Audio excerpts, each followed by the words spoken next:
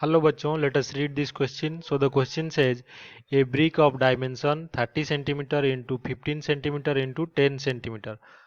तो जो ब्रिक है उसके 3 साइड्स हमें दिए गए हैं, लेंथ, ब्रेड्थ और हाइट, जो कि है 30 सेंटीमीटर, 15 और 10 सेंटीमीटर, और उसका मास क्या है 4 किलोग्राम।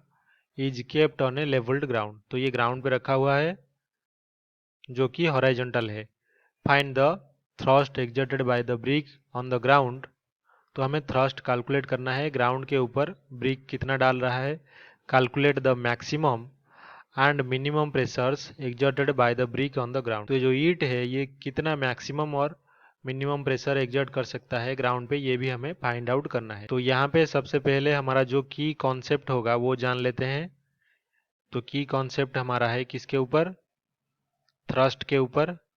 ये क्या होता है, परपेंडिकुलर फोर्स। तो जो फोर्स परपेंडिकुलरली एक्ट करता है किसके ऊपर, एक्ट्स ऑन ए सरफेस, या फिर किसी सरफेस पे जो परपेंडिकुलर फोर्स एक्ट करता है उसको बोलते हैं थ्रस्ट। तो ये हमारा पहला की कॉन्सेप्ट है। दूसरा क्या होगा, प्रेशर का होगा। तो प्रेशर इज इक्वल्स टू कितना होता है, फोर्स डिवाइडेड बाय एरिया। तो इन दो कॉन्सेप्ट्स को यूज करके हम क्वेश्चन सॉल्व करने वाले हैं। तो यहाँ पे मान लीजिए हमारा एक ब्रिक है, तो ये जो ब्रिक इसको हमने ग्राउंड पे रखा है। इस ब्रिक का जो लेंथ है वो हमारा है 30 सेंटीमीटर। इसका जो ब्रेड्थ है वो कितना है, ये यहाँ पे 3 सेंटीमीटर।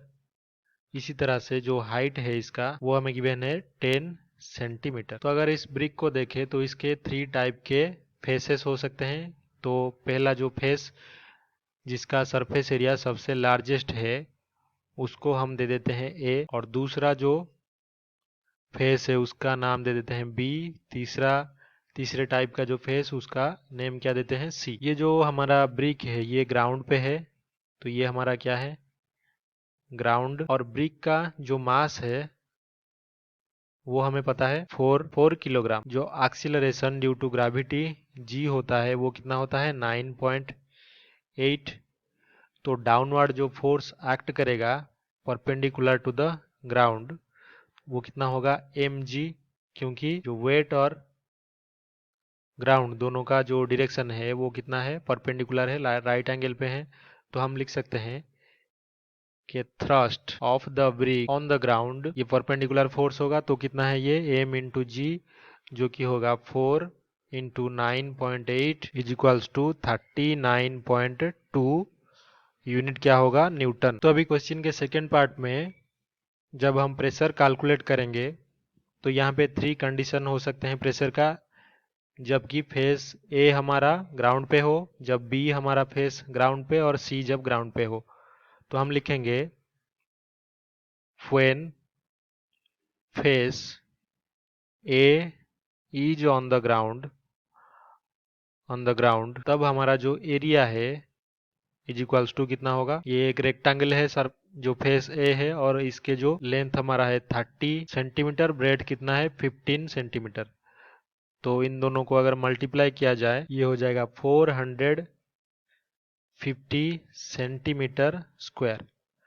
और इसको अगर हम एसआई यूनिट में कन्वर्ट करें तो ये हो जाएगा 450 इंटू 10⁻⁻4 मीटर स्क्वायर। तो हम लिख सकते हैं कि area of face A is equals to 0.045 metre square. तो इसी तरह से जो एरिया होगा, एरिया ऑफ फेस बी, तो बी का एरिया कितना होगा 30 इंटू 10, और ये सेंटीमीटर स्क्वायर, तो ये हो जाएगा ऐसा यूनिट में 0.03 मीटर स्क्वायर। और एंड में जो एरिया बचा है, एरिया ऑफ फेस सी, ये कितना होगा 15 इंटू 10 सेंटीमीटर स्क्वायर।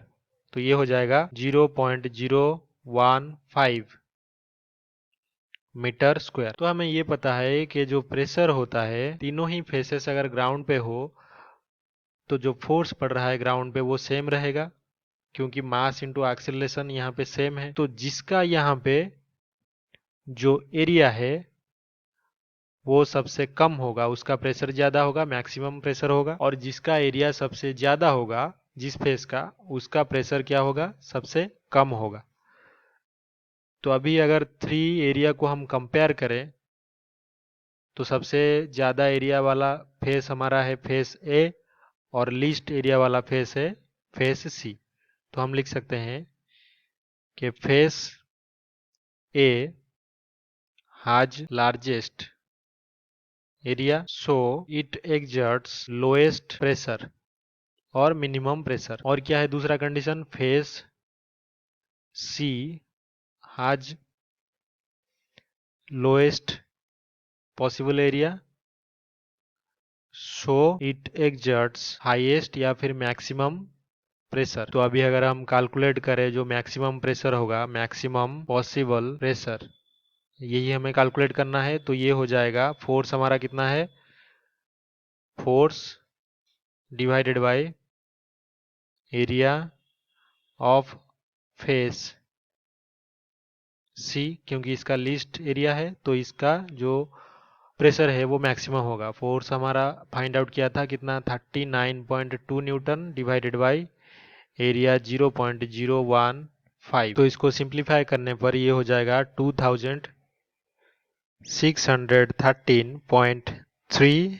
और यूनिट क्या होगा, पास्कल। तो इसी तरह से जो मिनिमम पॉसिबल प्रेशर होगा, minimum possible pressure is equals to force divided by maximum possible area, तो एरिया ऑफ फेस ए। तो ये हो जाएगा, फोर्स तो वही सेम है 39.2, लेकिन एरिया यहाँ पे है 0.045। तो ये हो जाएगा 871.1 पास्कल। तो फाइनली हमने जो ब्रिक के लिए थ्रस्ट का फॉर्मूला देखा कि परपेंडिकुलर फोर्स होता है ऑन ए सरफेस, तो उससे हमने फाइंड आउट किया thrust is equals to 39.2 newton, और जो प्रेशर होता है फोर्स पर एरिया होता है, तो एरिया जिसका ज़्यादा होगा प्रेशर वहाँ पे मिनिमम होगा। तो उसी फॉर्मूले के हिसाब से हमने फाइंड आउट किया कि एरिया फेस ए का सबसे ज़्यादा है और फेस सी का जो एरिया है वो सबसे कम है।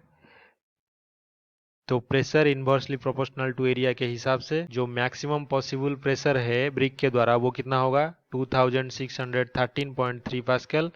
मिनिमम पॉसिबल प्रेशर कितना होगा, 871.1 pascal. I hope you have understood this well. Best of luck.